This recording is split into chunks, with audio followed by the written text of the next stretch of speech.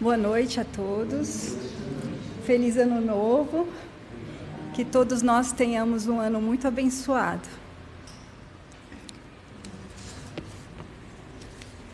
Bom, vou começar pelos recadinhos. Para desligar celular, manter silêncio.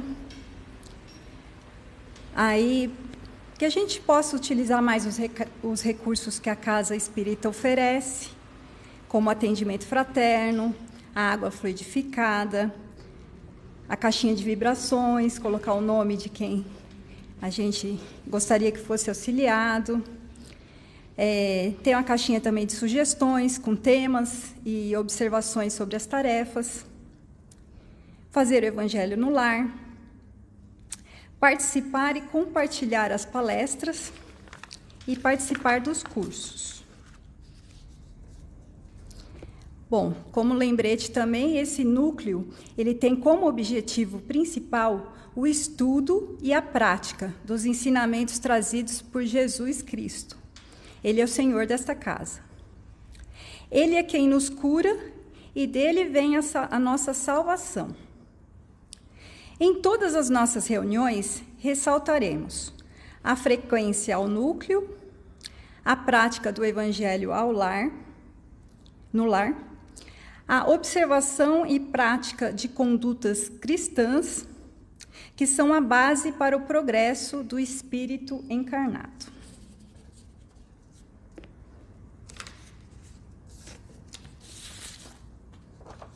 Bom, agora eu vou ler a psicografia da noite.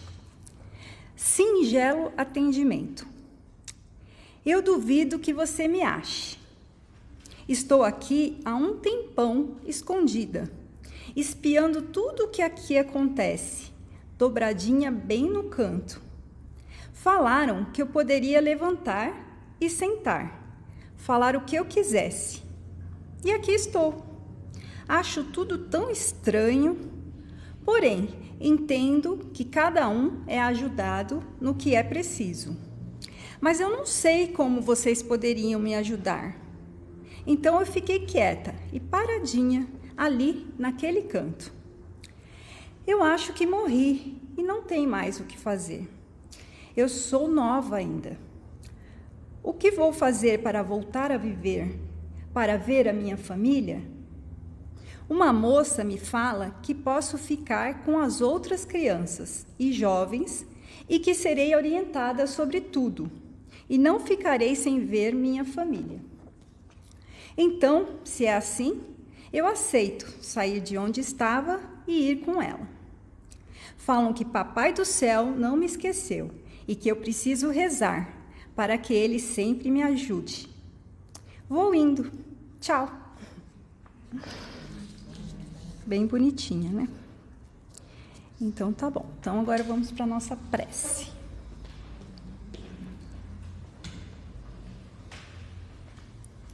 Querido Pai, nosso Supremo Criador, querido Jesus, amado Mestre, nosso modelo e guia na direção do bem. Queridos Espíritos protetores, mentores e trabalhadores dessa casa. Nós queremos, primeiramente, agradecer por estarmos aqui reunidos para mais um Evangelho que será feito pelo nosso irmão Alexandre e que nesse primeiro dia, nessa primeira palestra do ano, possamos voltar os nossos corações para a mensagem que vai ser dada, para que possamos, a cada dia, no cumprimento das nossas tarefas, que possamos ter melhores pensamentos, melhores palavras e melhores ações. Então vamos mentalizar o nosso irmão Alexandre, para que ele receba vibrações de carinho, para que possa passar da melhor maneira a mensagem que ele trouxe, preparou para nós. Que assim seja, graças a Deus.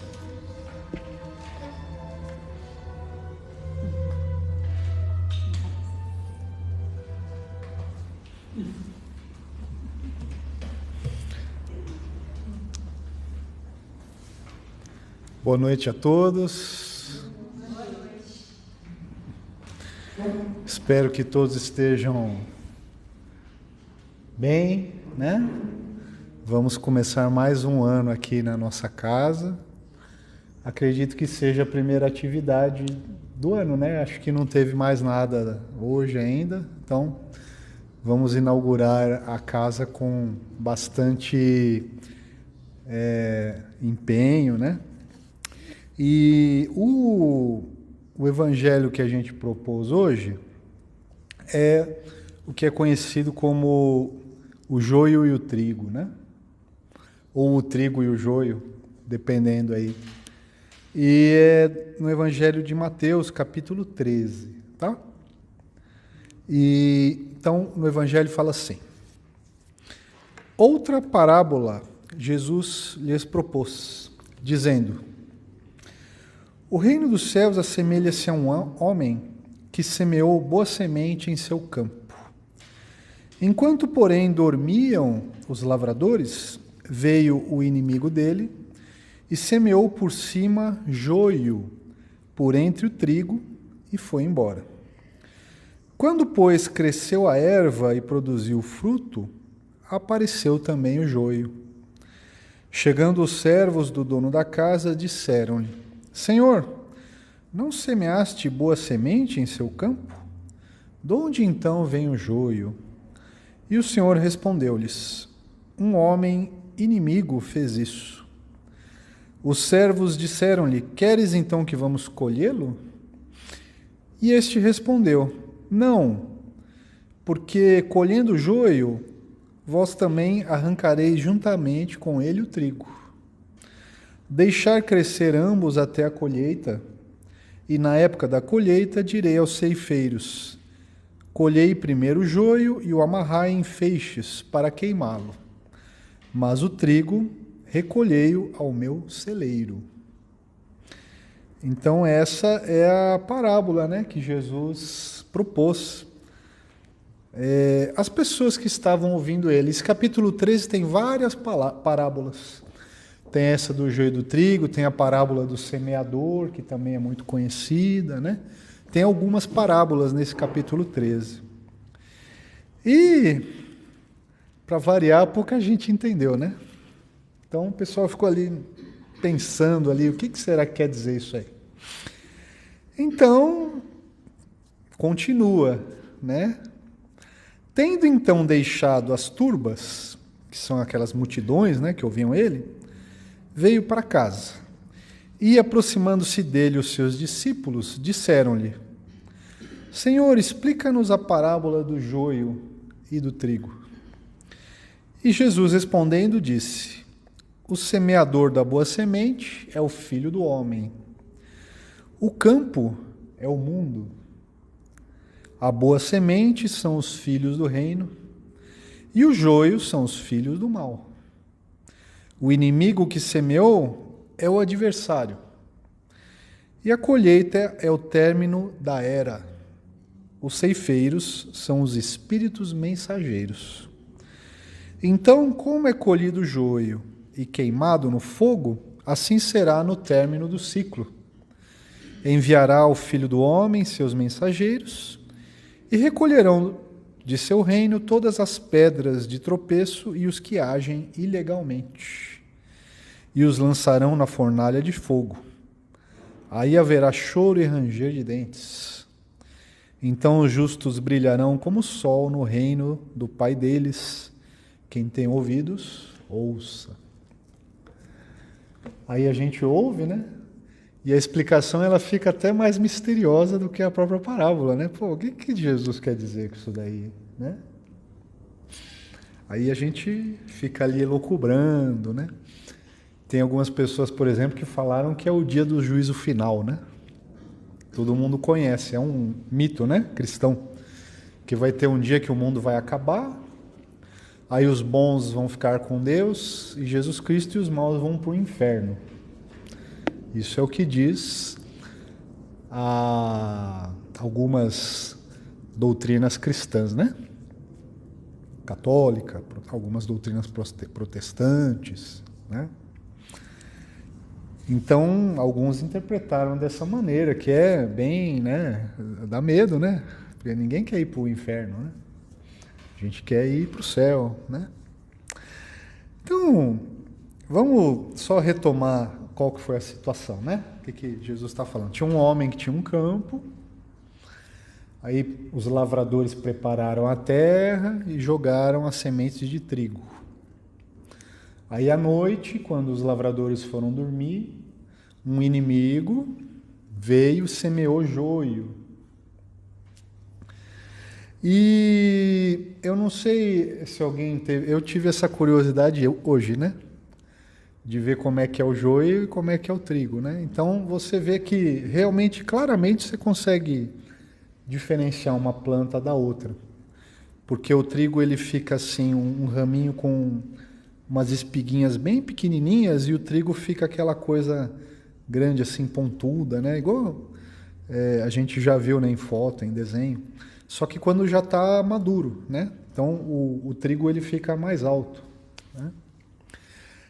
E é uma planta, o joio é uma planta muito comum lá no Oriente, na Palestina, né? Naquela região que Jesus viveu e passou lá, né? Aqueles anos pregando, né? E esse hábito de ir no campo ali e semear uma semente de uma erva daninha, ele era tão comum que existia uma previsão no Código Penal Romano que se alguém fizesse isso, essa pessoa era sujeita a uma penalidade, né? A pessoa era presa.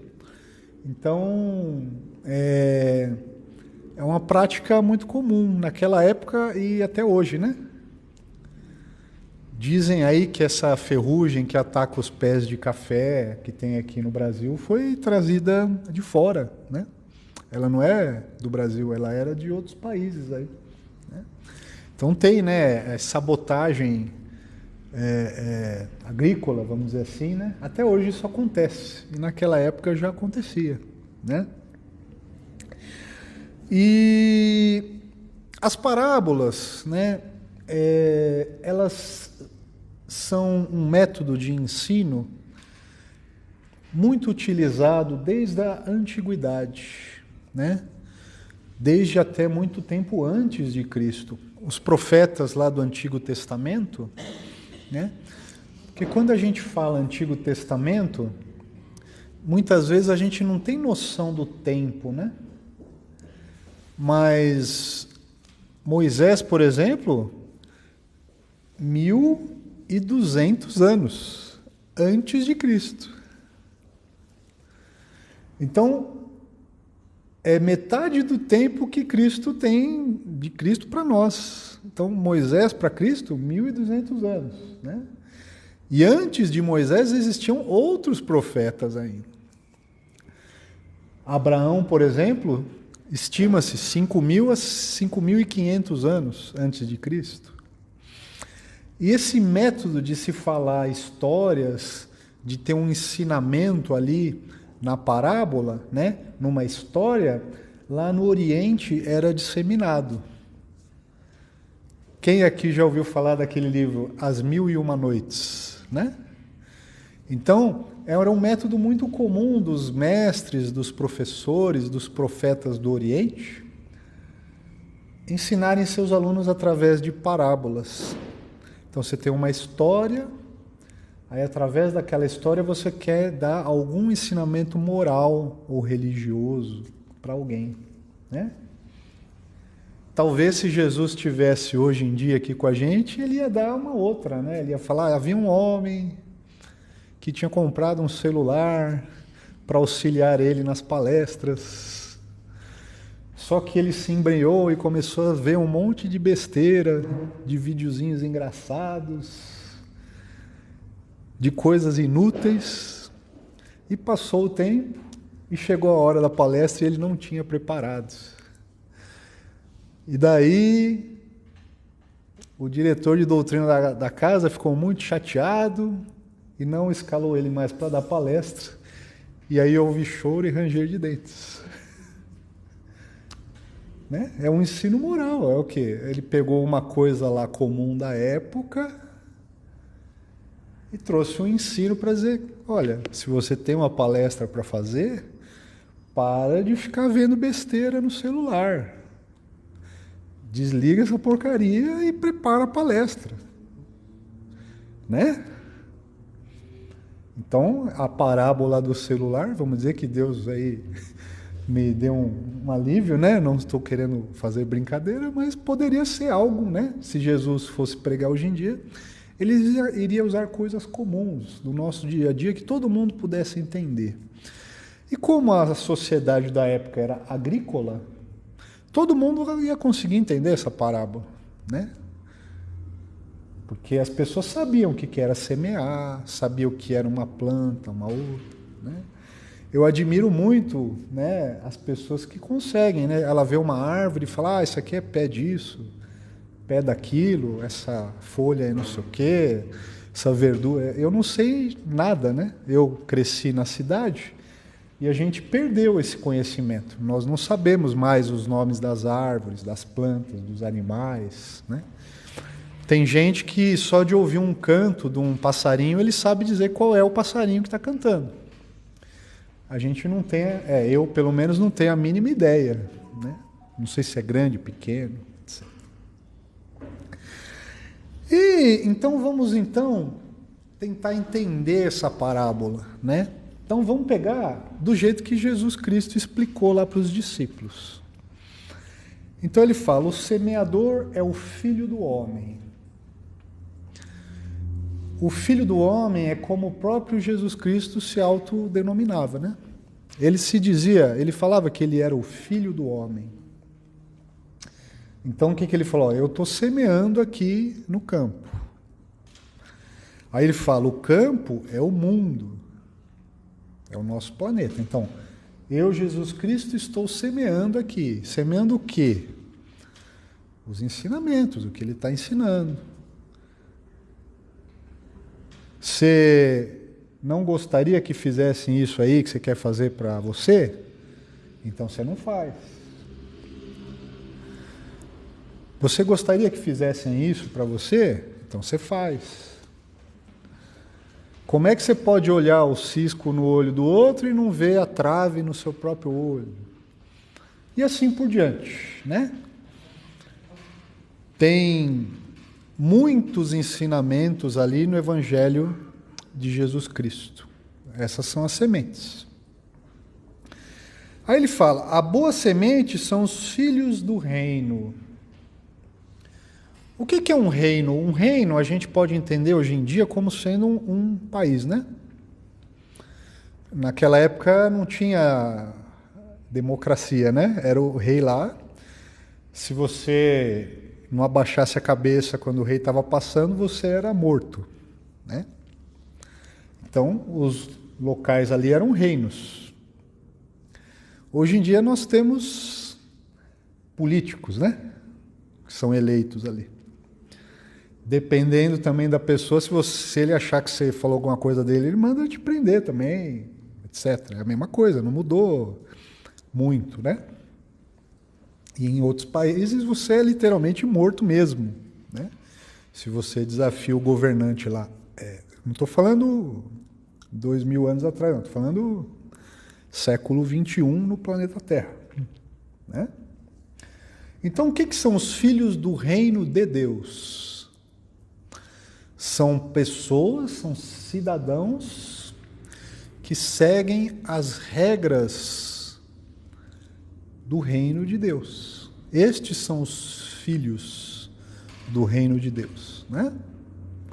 Nós aqui estamos numa casa espírita, então entende-se que nós iremos vir aqui e nos comportar de uma certa maneira, né? Uma maneira esperada, né? Se eu, por exemplo, estou numa quadrilha de malfeitores, é esperado que eu me comporte da maneira adequada. Então, eu vou assaltar um lugar, se alguém fizer alguma coisa lá, eu estou esperado que eu atire e mate a pessoa que eu estou assaltando, né?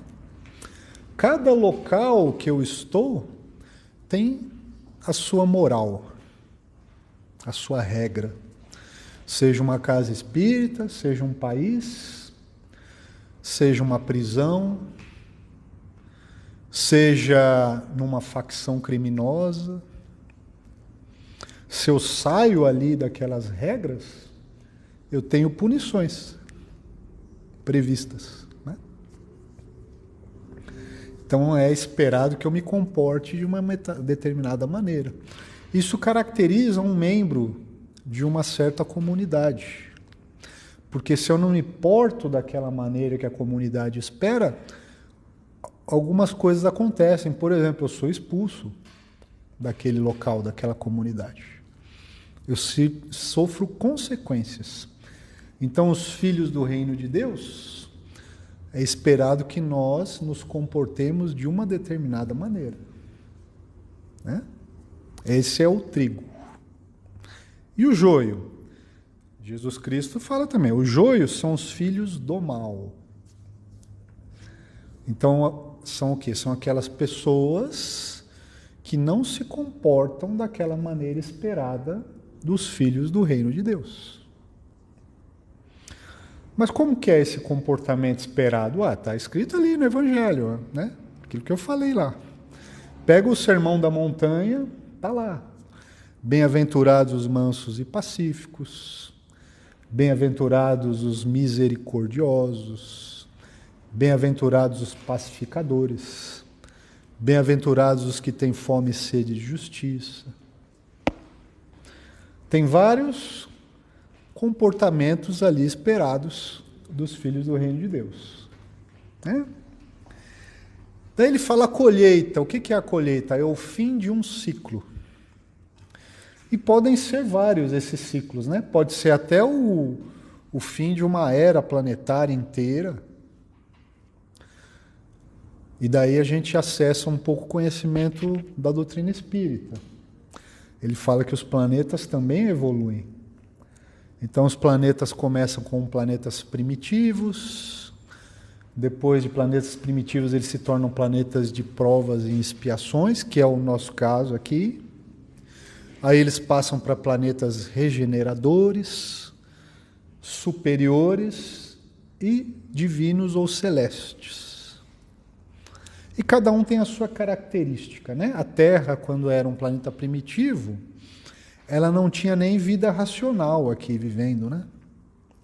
Aí a gente recorre à paleontologia, que estuda lá os fósseis, né? Então a gente vê que durante bilhões de anos o planeta não teve vida inteligente. Era só vida instintiva. Os seres humanos, a paleontologia, ela diz que as evidências demonstram que existe há mais ou menos só há 100 mil anos no planeta.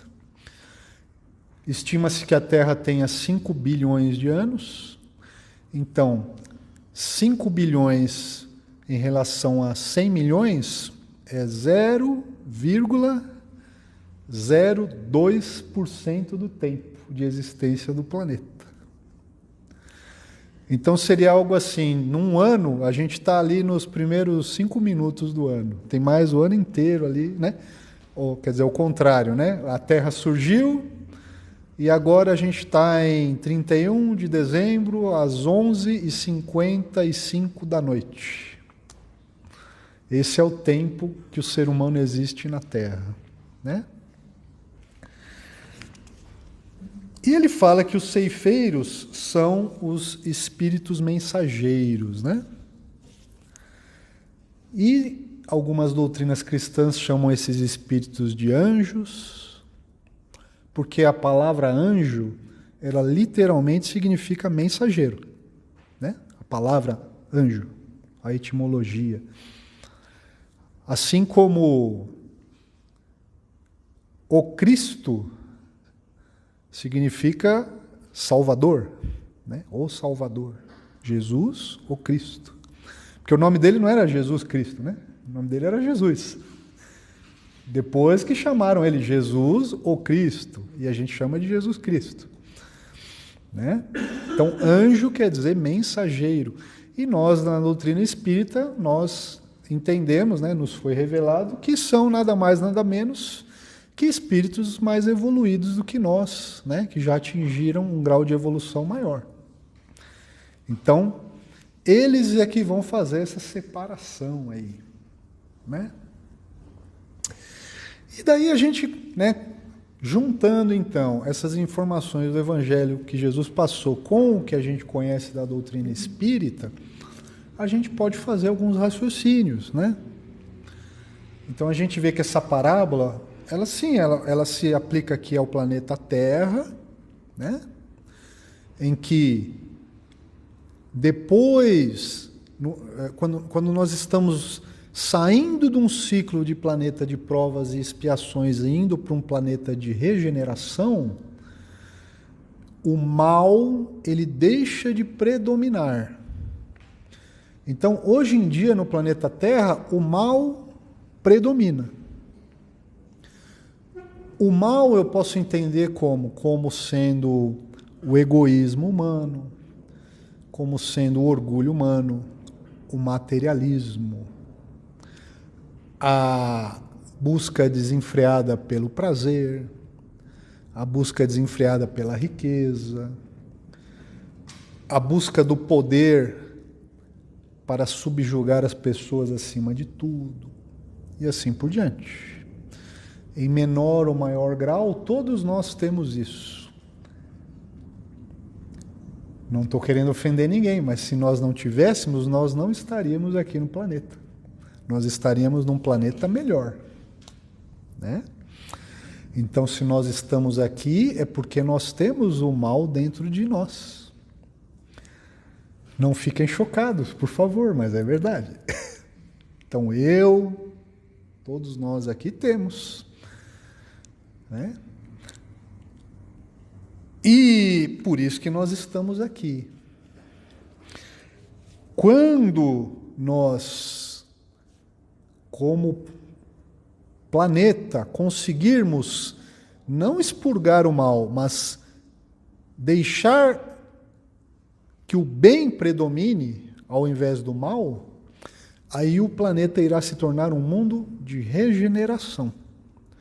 Aí o bem irá predominar e não o mal, né? E como que é feita essa evolução? É pelos próprios habitantes do planeta. Os espíritos que não tiverem a compatibilidade vibratória que lhes permita viver aqui, irão ter que viver em outro planeta. Ainda, né? Então, como que será esse planeta que eles irão viver?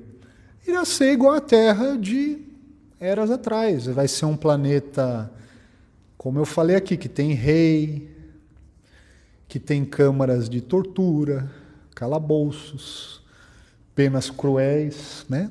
Crucificação, morrer queimado numa fogueira, cortar a mão, cegar a pessoa. É um planeta que vai ter escravos.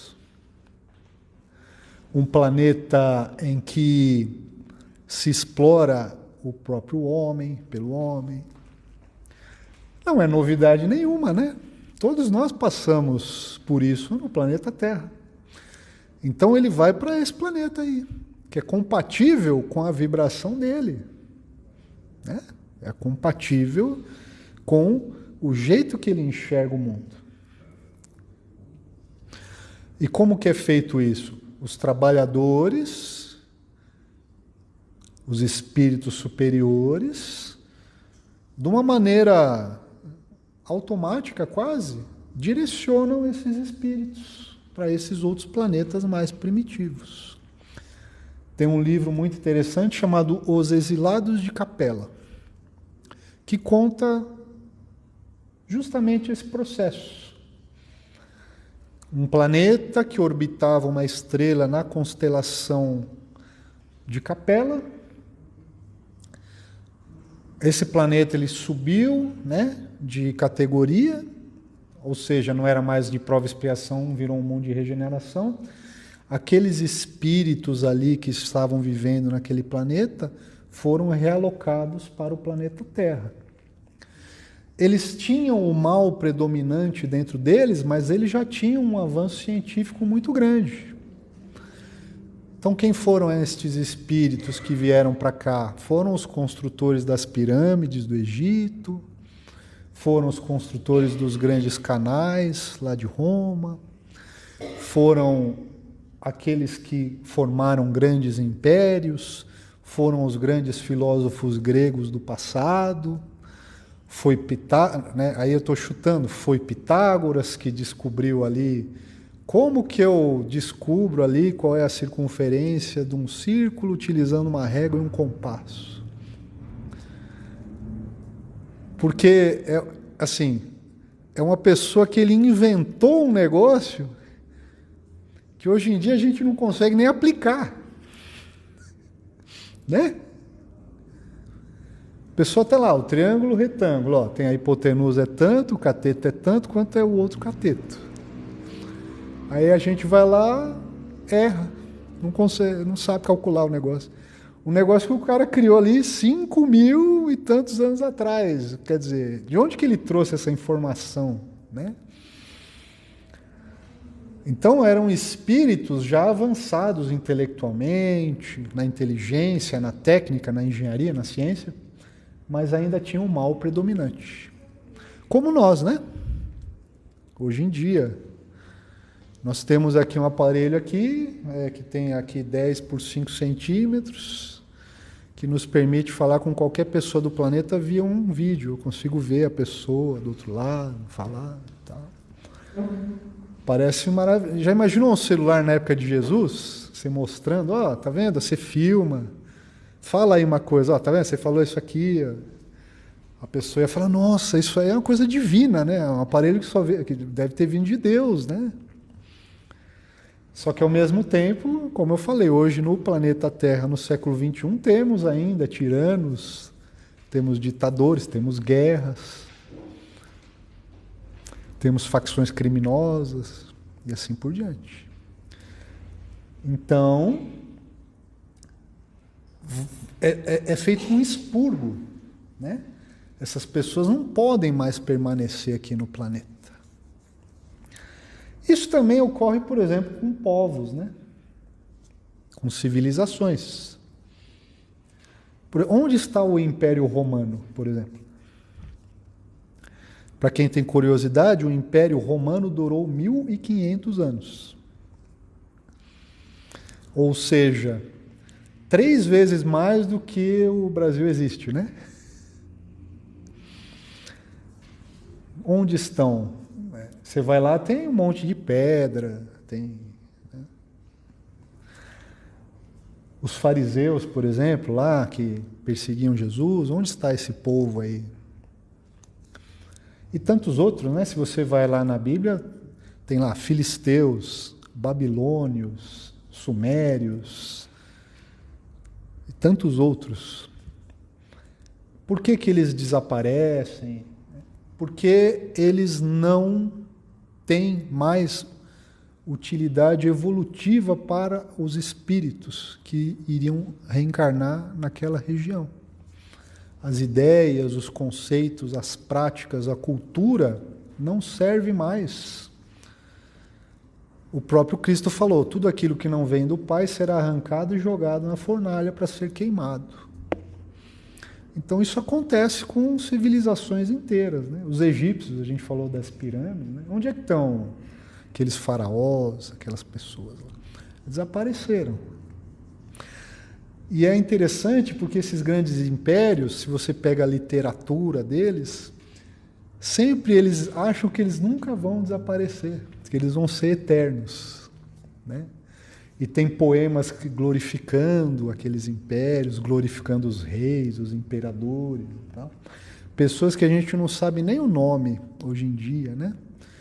Então tem poemas romanos que falam: ó, tu, imperador, fulano de tal, serás lembrado para sempre. Ninguém mais sabe o nome da pessoa. E isso pode acontecer conosco aqui também no Brasil, né? Tem um livro do Chico Xavier que se chama Brasil, Coração do Mundo, Pátria do Evangelho, em que se prevê que o Brasil seria uma espécie de luz a guiar a humanidade, né? Para essa nova era aí. Mas se nós não soubermos fazer isso, isso também pode não acontecer.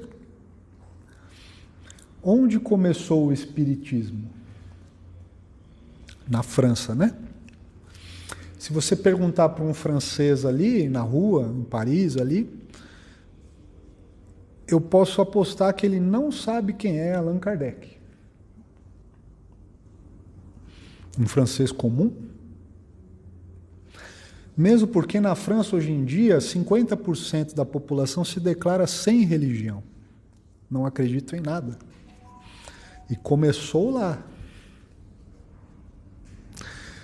Então, se nós aqui no Brasil não estivermos à altura da tarefa de sermos guia da humanidade para essa nova era, os espíritos dirigentes do planeta simplesmente tiram daqui e colocam em outro lugar, como foi feito com o Espiritismo. Tirou da França, vem para o Brasil. O Brasil ele declinou em moralidade, as pessoas não estão com a vibração, com a altura moral requerida para, né, propagar o Evangelho no planeta. Tira daqui, vai para outro lugar. E daí nós teremos choro e ranger de dentes, né? E daí pode ser que dali 500 anos tem uma pessoa estudando em algum lugar e existiu um país chamado Brasil, numa região abaixo da linha do Equador, existia uma natureza exuberante, eles tinham um caráter amigável, etc. e tal. Por volta do ano tal, esse país desapareceu. Como a gente fala lá do Império Romano, dos Sumérios, etc. Né? Porque para os espíritos superiores, dirigentes do planeta, não interessa o país, não interessa a cultura, não interessa as glórias do passado, interessa se aquelas pessoas que vivem ali naquela religião são o trigo lá da parábola. Se é joio, é arrancado e jogado na fornalha, não presta, desaparece aquele negócio, some, né? E além de ser, por exemplo, para um país, também é para a nossa vida. Então, nós aqui hoje em dia não, nós aqui hoje, nessa noite, estamos recebendo sementes. Aí a gente sai daqui, abre o celular, começa a ver um monte de besteira, aí vê lá um videozinho de uma pessoa sendo atropelada, aí vê lá uma mulher pelada, sem roupa, aí ouve lá uma musiquinha meio com uma letra, né, de baixo calão, e é semente de joio que a gente está jogando. Aí eu fico com raiva de alguém, falo mal do cara lá, do meu vizinho, sementes de joio. Tudo sendo semeado aqui no nosso campo interno, né? Aí acabou uma encarnação, aí vem a colheita, né? Então a gente vai ver o que a gente vai colher, né? Eu aproveitei minha vida bem, aproveitei mal. Isso, né? É óbvio, né? A gente ouve isso a vida inteira. A gente ouve das nossas mães, dos nossos pais, a gente ouve uma palestra ali, assiste um filme aqui, vai na igreja, ouve um padre falar, um amigo. Sempre tem gente falando, ó, não faz isso, não vai por esse caminho, é melhor você fazer isso. Né? E a gente vai lá, escolhe, né? Fala, não, isso aqui eu prefiro, isso eu não prefiro, etc. A única pessoa que a gente não pode enganar é a si próprio. Nós sempre sabemos quando a gente está fazendo uma coisa ruim. Porque a gente fica com vergonha, né? Quando a gente é pego com a boca na botija, a gente... E temos sempre justificativas para fazer o mal. Então, mas você fez a tal pessoa lá ser demitida, lá, seu colega, não, mas é que eu preciso desse meu emprego para cuidar dos meus filhos. Né? Aí transfere o mal que eu fiz para os filhos. Eles que me fizeram eu fazer mal para aquela outra pessoa. A gente nem admite que fez, né? Não é, eu fiz, mas eu tive que fazer. Né? Se você for aqui na centro prisional que tem aqui perto, né? Uns 300 metros aqui, todas as pessoas vão ter justificativas para o que eles fizeram. Eu fiz porque eu precisava disso, eu precisava aqui, me senti pressionado, não tive escolha. Não. Mas é uma colheita. Né? A gente vai colher.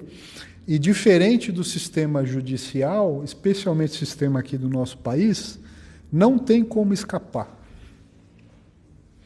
Não existe advogados caros na espiritualidade que você paga, né? Não existem juízes corruptos, policiais corruptos.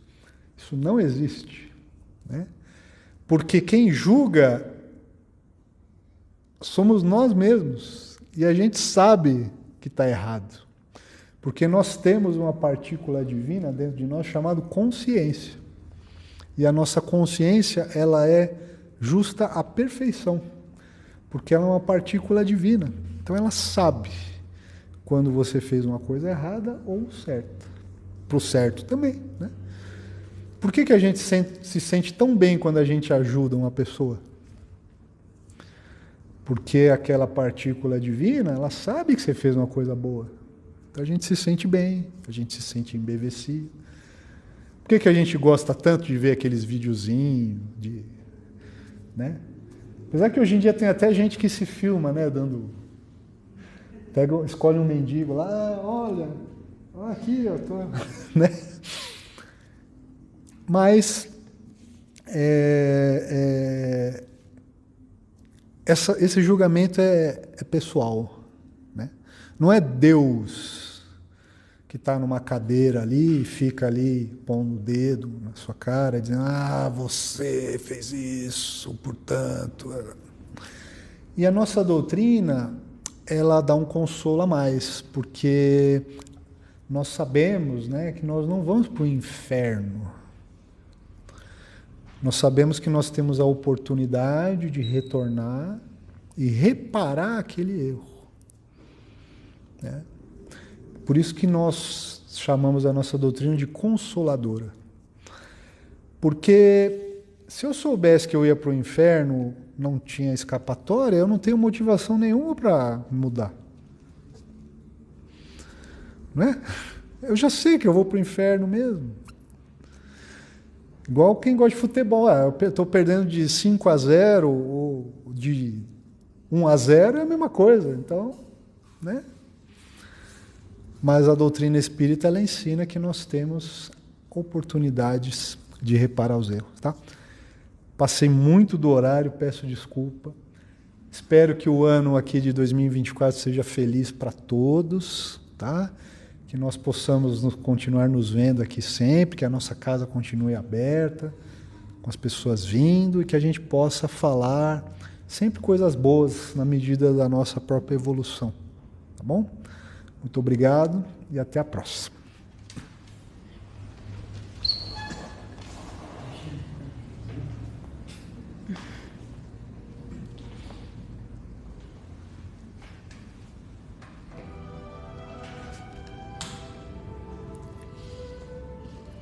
Então agora, alimentados pelo pão espiritual. Nós gostaríamos de agradecer a Deus pela nossa vida, por essa oportunidade renovada de sermos pessoas melhores, de poder estarmos mais conectados com os nossos mentores e assim termos melhores pensamentos, melhores palavras e melhores ações. Gostaríamos também de encaminhar as nossas melhores vibrações para todos que sentem dor, seja dor no corpo físico, seja dor mental, do arrependimento, seja dor espiritual. Que eles possam ser abençoados e que possam ter o entendimento, que eles possam ser útil, como Leon Denis fala no seu livro O Problema do Ser, do Destino e da Dor, que a dor tem um significado muito grande e que através desse entendimento possamos evoluir e aproveitar as sementes que foram aqui lançadas ao nosso coração. Que todos possamos ter um bom ano e que possamos a cada dia ser pessoas melhores. Que assim seja, graças a Deus.